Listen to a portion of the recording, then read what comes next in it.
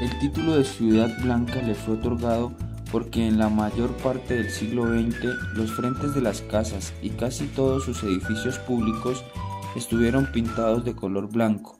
Sin embargo, en las décadas posteriores a 1980, el apelativo de Ciudad Blanca empezó a caer en desuso tras los hallazgos de diversos estilos de pintura mural en varias fachadas del centro histórico, que quedaron al descubierto a raíz del terremoto de 1983. Llamada también la Jerusalén de América, ese título es dado por la celebración de la Semana Santa, la más antigua de América. El 28 de septiembre de 2009, las procesiones de Semana Santa fueron declaradas por la UNESCO como obra maestra de patrimonio oral e inmaterial de la humanidad. Además de esto, es una ciudad muy religiosa, pues es la ciudad con mayor número de templos católicos por habitantes debido a la alta presencia de comunidades religiosas. Por encontrarse ubicada en una zona de riesgo sísmico alto, Popayán ha sido azotada por varios terremotos a lo largo de su historia. Amplias zonas del sector histórico construido en adobe y tapia se vieron afectados. Los edificios públicos y gran parte de las iglesias construidas en los tiempos de la colonia fueron averiados.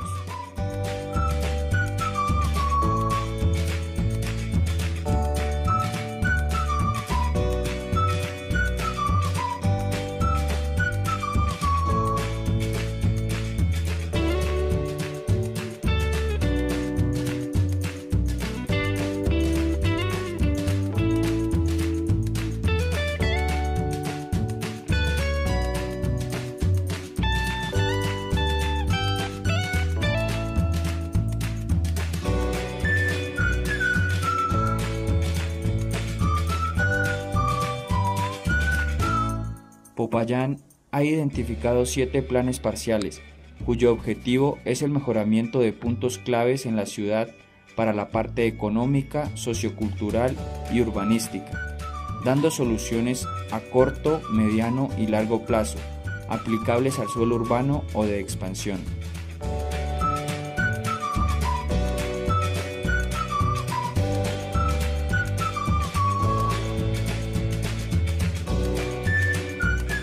Invasión al espacio público. Uso inadecuado de edificaciones y bodegas que invaden el área residencial. Son algunas de las problemáticas que contradicen el plan parcial para este sector.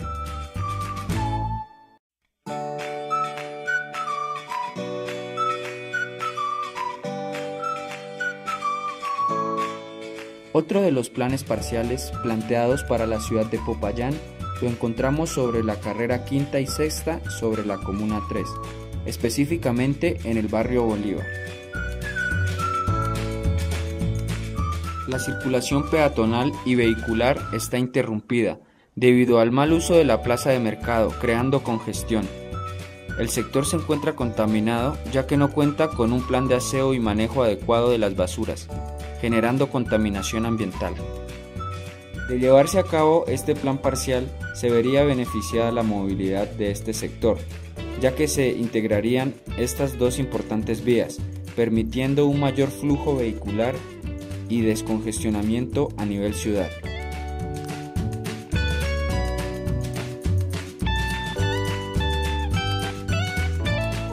Lo propuesto por el plan parcial para este sector es generar una zona comercial sobre el corredor de la Panamericana, para dar continuidad urbana a este sector, ya que sería de gran importancia integrar la zona norte con el resto de la ciudad.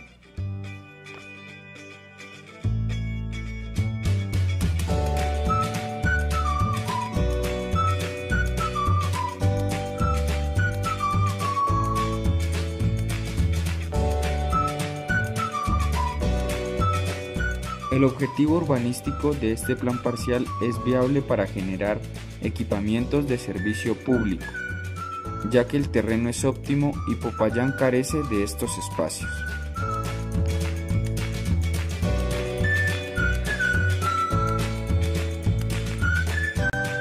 De realizarse las expectativas urbanísticas para este sector, se estaría haciendo una importante intervención para beneficio de la ciudad, ya que con la propuesta de parque lineal se proyectaría un espacio de encuentro y recreación para los habitantes de nuestra ciudad, generando así un acordonamiento de la quebrada para que esté protegida de contaminación y que al mismo tiempo esté libre de invasión.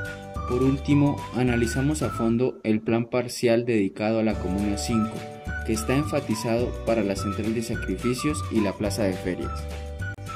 En los años 70 y en terrenos adquiridos legalmente, inició la construcción de lo que hoy se conoce como la Comuna 5.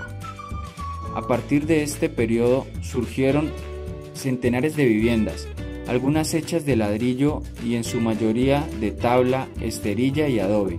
Todas estas construcciones se agruparon dando origen a los primeros barrios. Tal es el caso de Los Sauces en el año 1970, La María Oriente en 1972, Santa Mónica en 1974 y Las Ferias primera etapa en 1980. Los dos primeros fueron edificados por autoconstrucción, mientras que los últimos hicieron parte de la proyección urbanística ejecutada por la ferretería La Argentina.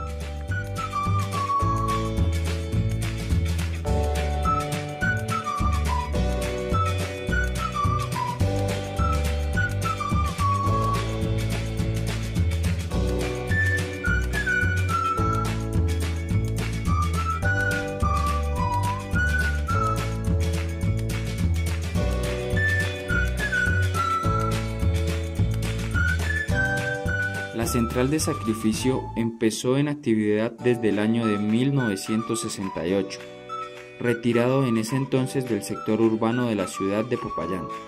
Después del terremoto, en el año de 1983, este sector fue invadido por las personas damnificadas y llegadas de otras ciudades.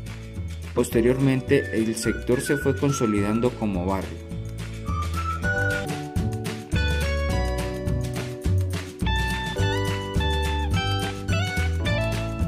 Para el contexto físico, las viviendas mantienen en ciertos sectores homogeneidad en cuanto a sus características físico-construidas, como en relaciones en altura y en los anchos de las viviendas, además de una igualdad de materiales de construcción, perfilerías en hierro y cubiertas en asbestocemento con pendientes a dos aguas.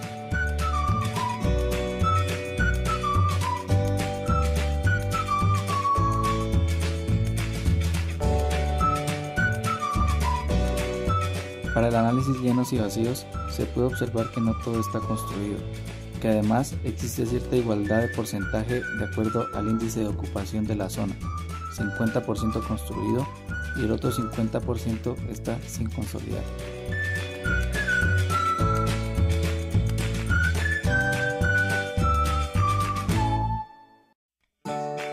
Existen ciertas normas establecidas en el Plan de Ordenamiento Territorial, de las cuales no se cumplen en algunos casos. Como podemos ver, inmediato a la vía tiene que haber andenes que le brinden la seguridad al peatón, además de unos aislamientos posteriores entre la vía y la vivienda. En este caso, no hay andén que le brinde integridad a los transeúntes que a diario transitan por el lugar.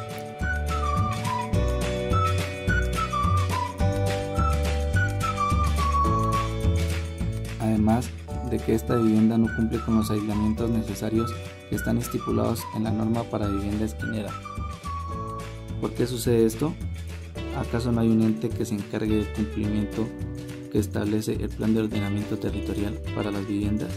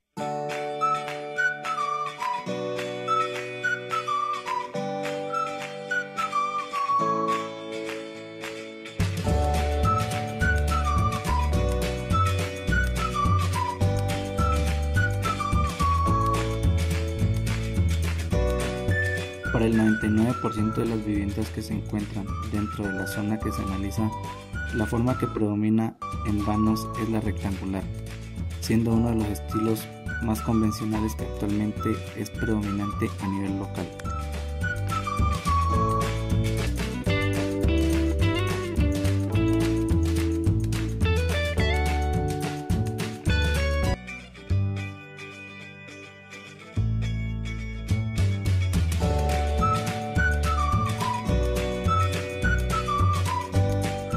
Dentro de los límites que se analizan, encontramos que la forma edificatoria es la rectangular, siendo esta figura la base organizacional para viviendas de interés social.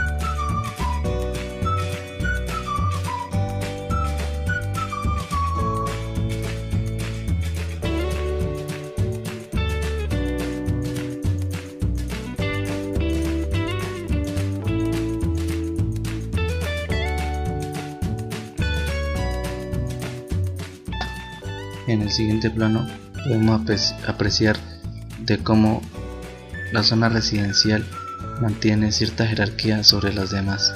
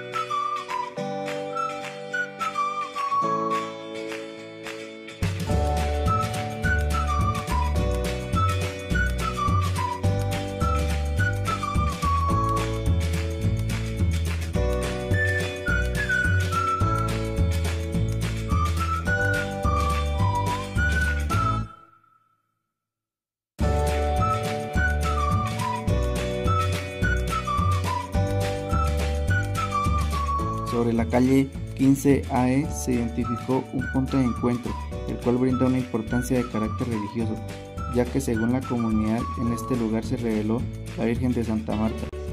El estrato es 2 y 3. Las viviendas las constituyen en un promedio de 2 a 3 núcleos familiares.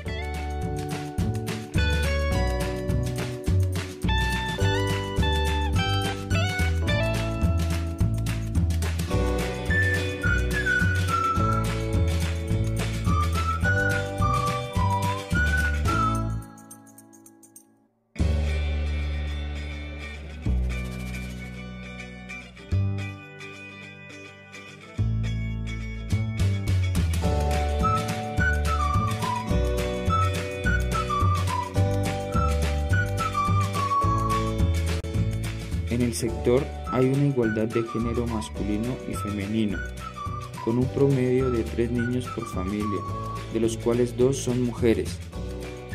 Las edades fluctúan entre 70 y 80 años para los abuelos, 37 y 50 los padres cabeza de hogar, e hijos entre 24 y 0 años.